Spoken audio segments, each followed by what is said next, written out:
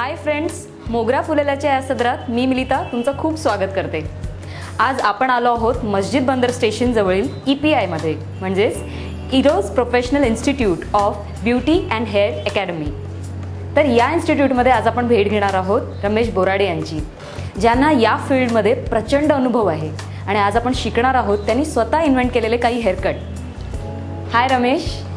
बरं, मग आज आपण फिमेल हेअरकट पाहणार आहोत ना? हो, फिमेल हेअरकट आहे। बरं, तर आम्ही याच्यामध्ये काय केलं की 8 त्रिकोण तयार केलेत आणि 8 त्रिकोणांच्या माध्यमातून आम्ही हा कट करतोय। बरं, तर आपण पहिले ट्रेडिशनल बेसिसवर जे म्हणजे सेंटर टू नेप नी इयर टू इयर सेक्शन बनवून त्यानंतर आपण अशा प्रकारचे 8 ट्रायंगल बनवणार आहोत। बरं, आणि त्या ट्रायंगल मधून आम्ही जो कट करणार तो जॉमेट्रिक अँगल प्रमाणे म्हणजे भौमितिक कोनांच्या आधाराने। बरं, तर त्यामुळे काय होतं, केसांना एक प्रॉपर व्हॉल्यूम मिळणार आणि क्लायंटने आमच्या जरी 2 किंवा 3 महिने केस जरी कापले नाही तरी केसांना जो व्हॉल्यूमनी आकार पाहिजे तो त्यांचा म्हणजे त्या प्रकारेच राहील, म्हणजे मेंटेन राहणार तो।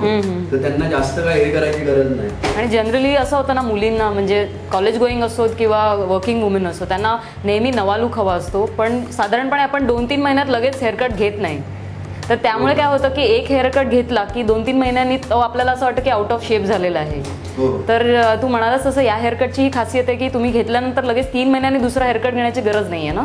हा, म्हणजे तो तेवढा लॉंग टर्म शेप लूज नाही होणार। अच्छा, कारण जॉमेट्रिक अँगलचं तेच वैशिष्ट्य आहे की आपला शेप लूज होत नाही आणि शेप लूज न झाल्यामुळे काय तुम्ही अजून कॅरी करू शकता, म्हणजे अजून एखादा महिना पुढे गेला तरी काही बिघडणार नाही। मग तुला कसा काय सुचला हेअरकट? हेअरकट करता करता मी जेंट्स मध्ये करायचं तर काहीतरी वेगळं करायचा प्रयत्न करत होतो, पण फिमेल मध्ये करताना मला म्हणजे लिमिटेशन होता। लॉंग हेअरचा जेंट्स मध्ये अनुभव होता, पण फिमेल मध्ये करताना थोड्याशा मर्यादा यायच्या।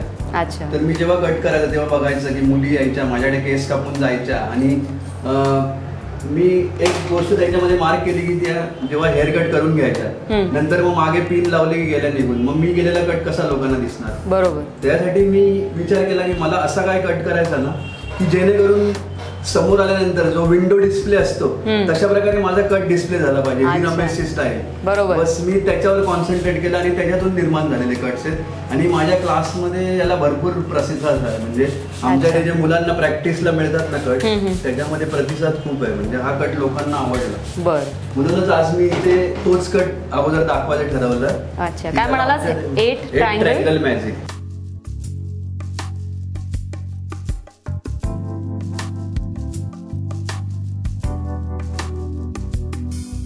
आपण इथे केसांचे 8 ट्रायंगलचे सेक्शन करून घेतले, तर शेवटचं